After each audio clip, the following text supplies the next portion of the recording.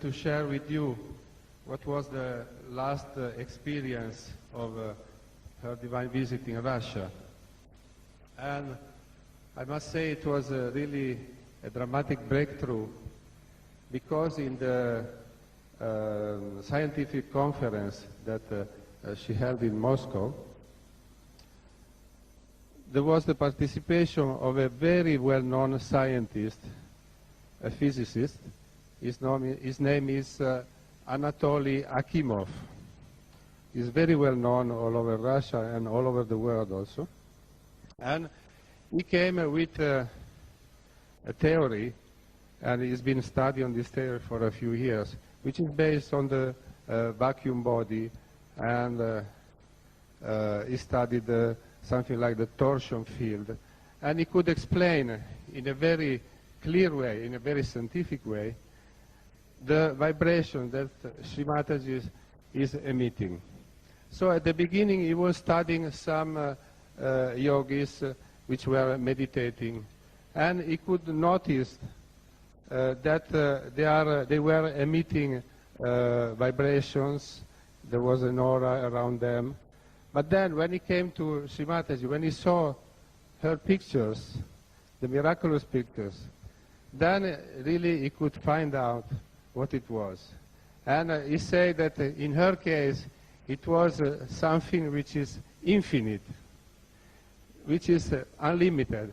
And also it was very nice because at one point, as a man of science, I have to admit that all the scientists that so far made some exceptional and unique discovery, I have to admit that all this didn't come through a scientific process, through the brain, we can say, but it came only through some divine inspiration. Say, we can mention Newton, we can mention Einstein, and so on. And he say also in my case, when I was studying and working on this theory, at some point when I saw the picture of Shri Mataji, then I got the inspiration. And then now Shri Mataji has invited him on September to come, and he has already written a book in Russia which will be translated in English, and he's preparing a new book on which, of course, the major topic will be this unique discovery. So now we have somebody who has scientifically proved what Shri Mataji is.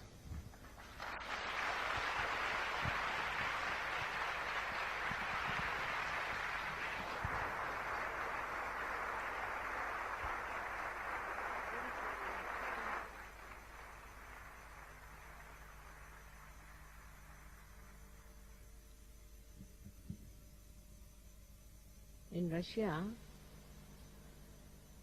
the people somehow are very open-minded. Not only that, the scientists especially are very open-minded and were suppressed very much. So they tried to find out the subtler things, not only finding out about chemicals or about some physical properties of the light, but they wanted to go into the subtler side, and they had found out already a great deal of knowledge about the auras around the hand, auras around the body. They had done so much of research and was accepted all over the world, their findings. Now this gentleman was a specialist, I think, because he's a very well-known, very well-known person, and he's holding a very big position. He was saying that he has to run 150 organizations. Very humble and very nice person. And when I came out with this discovery, I was happy in a way, because scientifically, if it is proved, then nobody can challenge it. He has already written a book with all the algebraical complications of what he wanted to prove. And he said there is a vacuum. Beyond the consciousness, there's vacuum. And in that vacuum only you can know the reality. And once all this becomes the reality, it is a science. And that's how it is made into science. He showed so many of my photographs, especially the one where a lot of energy is coming out of my sahasrara when we are on a boat. So he said she's the source of all the cosmic energy. And that's what his AdiShakti is. She's the one who creates everything. The whole atmosphere that we know of is very artificial. But when you understand what she has done, the first thing she does is to, in my book also I have written down about it, but I would like to tell you that her first, should say, manifestation is on the left hand side. That's the Mahakali's manifestation. So she comes on the Mahakali system, the left hand side. And that is where she created Ganesha. Shri Ganesha is created because his purity, his innocence and auspiciousness, this it had to be created before she created the universe. So first thing she does is to create Shri Ganesha, and he settled down. Then she goes up, of course, in the body of the Virata. And then she goes round and goes up on the right hand side, in the other way.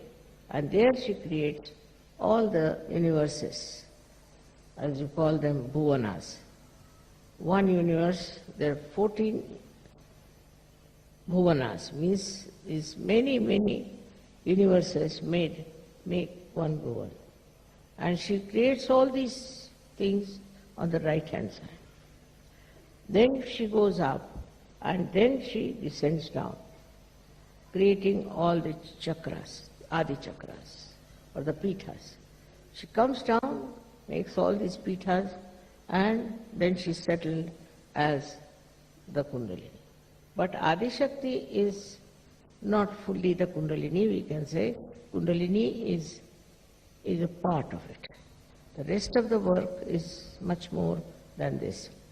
So we call it the residual energy, means after going through all this journey, then she comes round and she goes as Kundalini.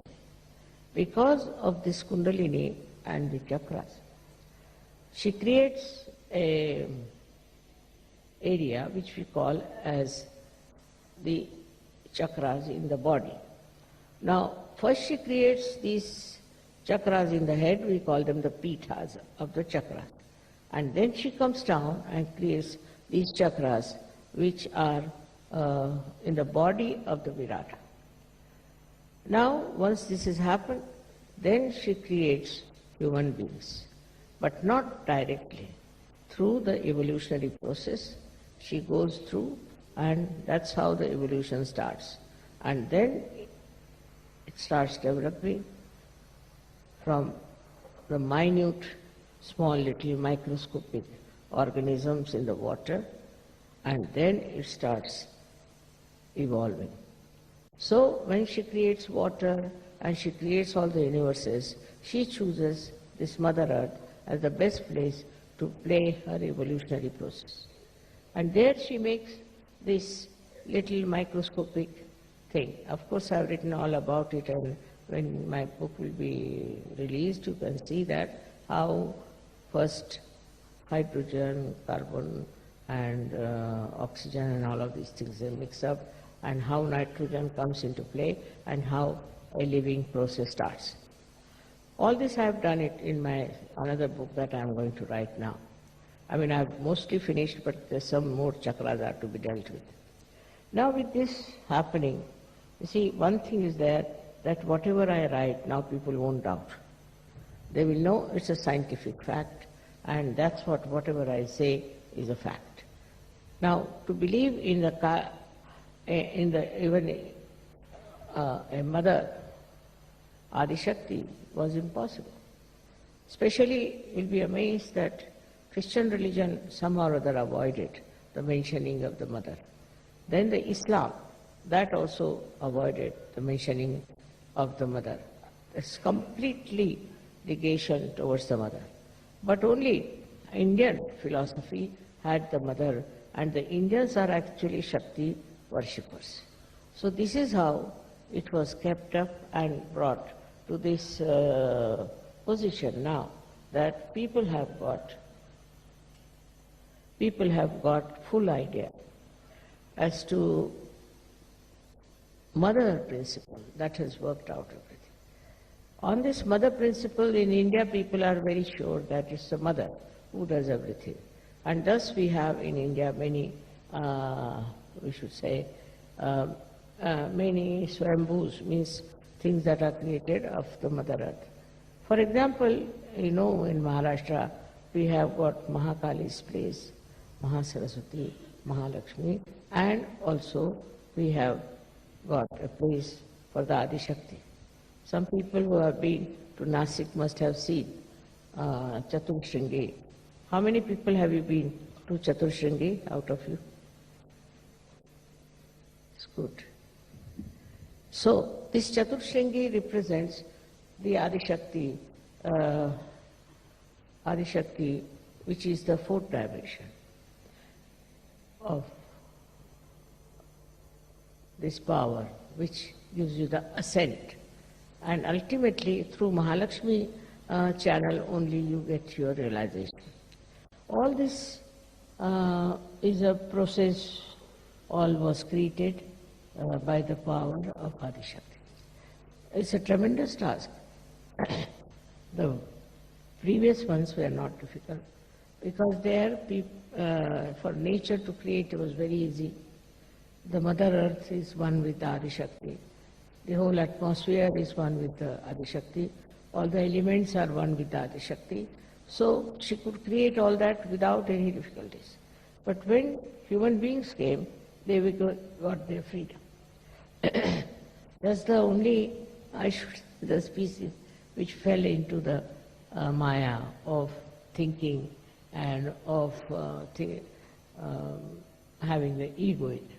With this ego, Maya worked on them, I should say, and they forgot about the principle that created this universe. They took it for granted. They felt that this is their own right, that they are there, this is their own achievement, and they are the owners of everything. This started working in their minds so much that they invaded other countries, they destroyed so many people, and they never felt bad about it. All their lives they have been thinking about aggressing others, controlling others, and doing all kinds of harmful things. But they never even thought or never did any introspection to see that what we are doing is very, very wrong and it should not be done. Because of the freedom they have, such a turmoil in this world, and the people who were in charge of affairs, they were very, very cruel and extremely had no feelings for the other people. And this happened so many times on this earth. Now, Sahajayoga has started. Once Sahajayoga has started, we have Sahajogis who are now receiving the blessings of the AdiShakti directly. But still, I must say, among Sahajogis also, we don't have people whom I would call as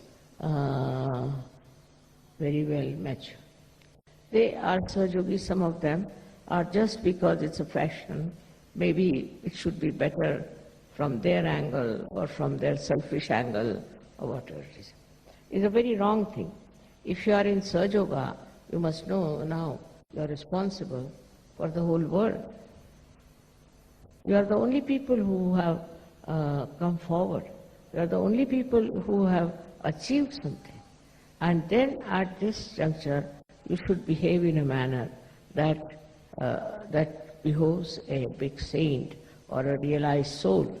But sometimes you find them behaving in such a manner, it's shocking sometimes. They have no respect for themselves or for others, and their whole attitude is very funny. Some of them are money-oriented, some of them are power-oriented. And those who are power-oriented are more dangerous, I think, than money-oriented. Because those who are power-oriented try to bring such bad name to Sahajayoga. They are very insulting, dominating, and horrible people. Their whole attitude is to achieve power in Sahajayoga. And they try all tricks to achieve that power. But for some time, they'll look all right. After some time, we'll find they'll all disappear from the field of Sahajayoga. It's a very big cleansing process going on. You must understand that you have come in the field of very high consciousness, where you are in contact with the divine. Now here, if you behave like ordinary people who have no divinity within them, how long will you continue like this? So this is very important that you should try to meditate and evolve yourselves and become really very good Sahajogis. In some places we are very, very lucky. In some countries we are very, very lucky. But in some countries I find the people are just deaf and dumb. They can't understand Sahajayoga. For my program they do come, and afterwards just they disappear. This one, I think, is also, Sahajogis are responsible for this. The way they go about, the way they want to do Sahaj work is not Sahaj. Must be something definitely wrong with the whole thing, and that's why it's not working out the same way as it is working out in many places. So I have to tell you that all this is there, that AdiShakti is there, and all this has happened through AdiShakti. But now, the further work has to be done through you people, because you are the channels, you are the one who have to transform people. Now everybody should understand and know how many people we have given realization. We have to think about it. What have we done for Sahajayoga? Once I was traveling by plane and I met a lady who was sitting next to me. She was so hot, I couldn't understand. Then she told me she is a disciple of a guru, very proud of it. And she started telling me all about him and things. I was amazed that look at this woman, she hasn't got anything from him. And she was just saying, I have given so much money to him, I have done this thing to him and all those things. But she had nothing. And despite that, she was talking to me, a stranger person, about the Guru. But in Sahajayoga, I've seen people are rather shy. They don't want to talk about Sahajayoga openly to others, which is a very wrong thing you are doing, because you are responsible for this. You have been given realization. Of course, you are seeking, everything is all right. But all of you must try to give realizations to others. I must say that somehow men have been more dynamic and working it out. The women in Sahajayoga are not yet coming up to that level as they should. They have to be more sensible about it, and they have to work it out. They can do it, but only trouble is, I think they have certain minor problems about which they are worried. Always I get letters from ladies saying this is wrong, that is wrong, complaining all the time. When I'm so fed up of their letters now that I think they are useless to read them also. So I have to tell you all that it is important that men, because they are dynamic, women should be much more, because they are Shakti and I am a woman. So I find that the men are more sort of active and dynamic about Sahajayoga, and I don't know what is the reason why women are not. They can transform so many people. They can do so much good to others. They can bring so much love and compassion, because this love and compassion is the quality of a mother, of a woman. And if the women don't have that quality, It's useless to be a woman.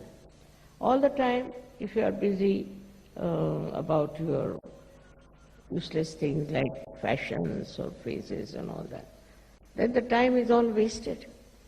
You have a short time now, you got your realization, and you must decide what have you done so far, what have you achieved for so far. But I would say that also in Sahajayoga I found there are all kinds of funny ideas going in.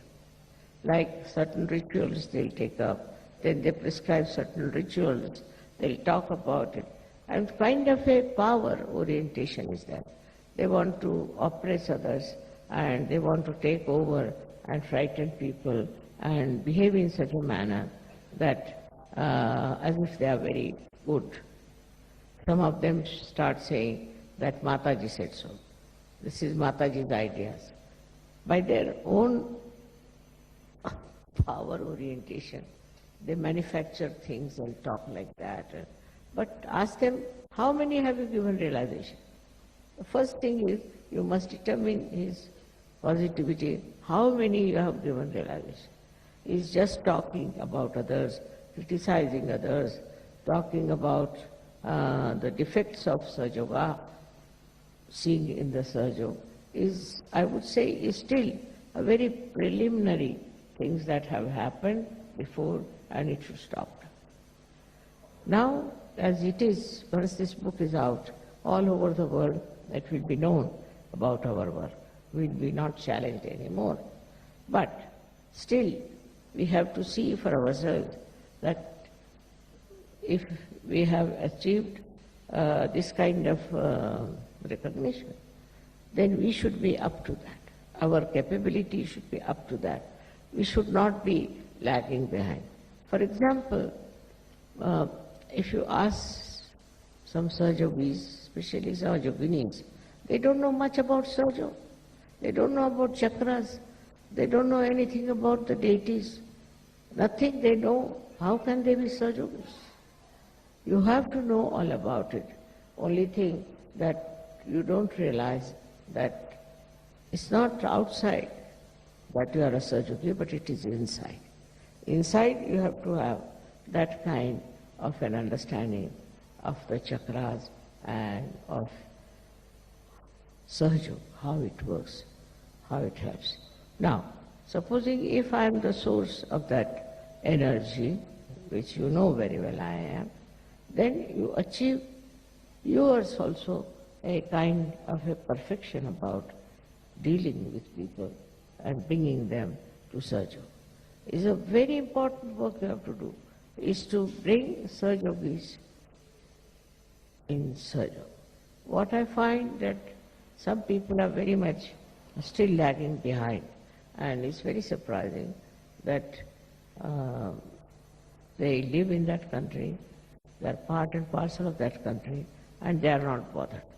Under these circumstances, they will be blamed that why didn't you find out the ways and methods of convincing at least your countrymen.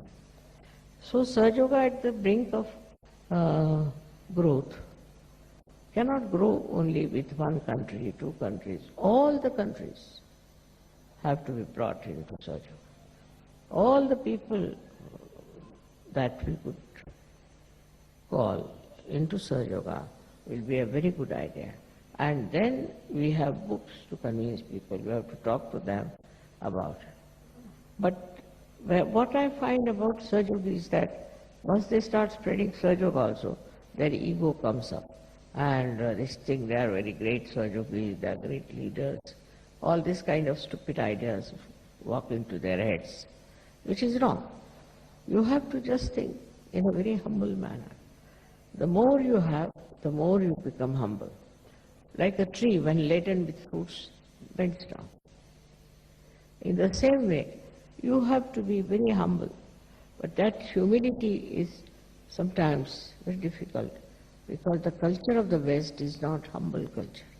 It's a culture of aggression, culture of domination. So far they think because of domination they could go all over the world, they could achieve so many things. What have they achieved? Nothing. in their own countries, if you see, there's drug addiction. Why should people take to drugs so much? Then all kinds of sinful things they do, which I don't want to mention, but you know what they are doing, which in India, which is a poorer country, one cannot even think of. Such things are happening around you. So find out what's wrong, where, and how you can correct these things, if you can help them. Actually now, as I told you, I am going to start some sort of organizations that will do good to human beings. But you all can join us. You can also start in your own countries something like that. But first, you have to get rid of your ego. See, that once happens to you, then only your attention would be steady. And this ego is very simple for you, because you worship Christ. And the Christ is the one who was settled on the Agya Chakra. You all worship Christ, but that humility of Christ is not there. Just the opposite of it. It has happened everywhere, that whatever is preached in the religion, people did just the opposite of it. For example, Hindu religion, I would say Hindu philosophy, is that in everybody resides the spirit. Now, in everybody, if there is spirit, then how can you have different caste systems? And how can you have somebody higher and low? Other way around, now Christ has said that you have to forgive. Forgive everyone, and you have to humble down. And that's what one finds, that among Christians, they don't know humility. They have no idea of humility. Men are like that, women are like that, and the men and women then go on fighting. There's no question of anybody being humble, peaceful, and all. So it's very artificially they are showing off that they are very philanthropist and all that. But inside in their heart, I don't find there is any love, there is any compassion in the real sense of the word. So when we are dealing with reality, we have to know that we cannot just go on doing things which are artificial, which are befooling others. But we have to really become that. Once you become that, when you are really like that, then only you have done the job for which you are born at this juncture of blossom times. Otherwise, you could have been born earlier and could have been something different. But you are specially born, so you realize your value, realize yourself what you are, and try to understand, have a self-respect, and try to do things which are very important as Sahajayogas. Of course, you are doing a job, you are doing other things, but you will be amazed if you do work of Sahajayoga. You will find more time for everything. Once you start doing God's work, God does your work. And that's how you'll be amazed how you get so much time to do the right thing. Now it is for you to go back and introspect. See for yourself. Now the AdiShakti herself has come.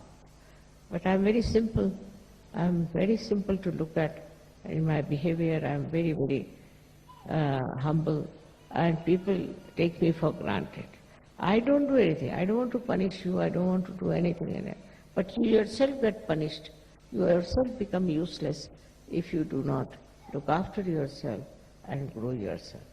This finding is so great, and this man had never known me before. He's very learned, but he's very humble. And what he told me that, just imagine I'm sitting before the creator of this world, and still I'm very normal. I said, what should happen to you? What do you think? She said, Mother, it's a big thing to realize that I'm sitting before you and that you are here. I said, it's good that you don't feel my presence so oppressive or so dominating. I'm very happy. So he says, I just feel the love, just feel the compassion. That's what it is. We have to know that we should have just love and compassion. Compassion and love for ourselves in the way that we should not harm anybody's heart. To say something, to hurt someone is very sinful. But some people enjoy that very much. They think they are very clever. It's not so. when you talk to someone, you must say something which is very soothing and good. Another thing is the temper of a person, is a temper that is slightest thing here and there they get into tempers. Now this has to be told, this temper, that you keep quiet. I have nothing to do with you. That is one thing. Then there are people who are very subtly, I should say, power-oriented, very subtle. They have tricks and traits by which they know how to control others. What are you going to gain out of it? What is your gain? By doing all these things, what will happen?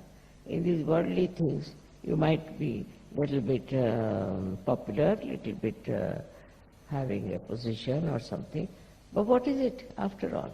That is not going to help you. What is going to help you the most is to make yourself a perfect channel for Sahajayoga. To be a perfect channel. In that, you will be amazed how you will be helped. So I would say for you people who are in the West, I would say, you must develop humility. It's very important. I was surprised in Russia itself. The people are not only humble, but such dedication, unbelievable. They don't even raise their eyes to me. I don't know how they got this idea. This is not after the discovery, but even before that. They were so nice and so humble and so full of love. And even the children brought me small presents, just to give me so sweetly. This was something surprising, how these people in Russia have achieved that capability to become. And I think in the West, Russia is the country which will achieve a very great height in spirituality. And that means they will be the most powerful people. Let us see what you are doing in your own country and how you are going to work it out. See, there's so many things you can do very easily if you see for yourself that you are the instrument of the divine. And then your temperament will change, the nature will change, you'll become a very, very sweet person, likable person, and everybody will think that this is a saint walking around. So that's all I have to say about this. Whatever is the discovery is not a discovery for me, but discovery for the whole world. And I'm sure once it is established and is exposed to the whole world, things will change for you and for me also. May God bless you.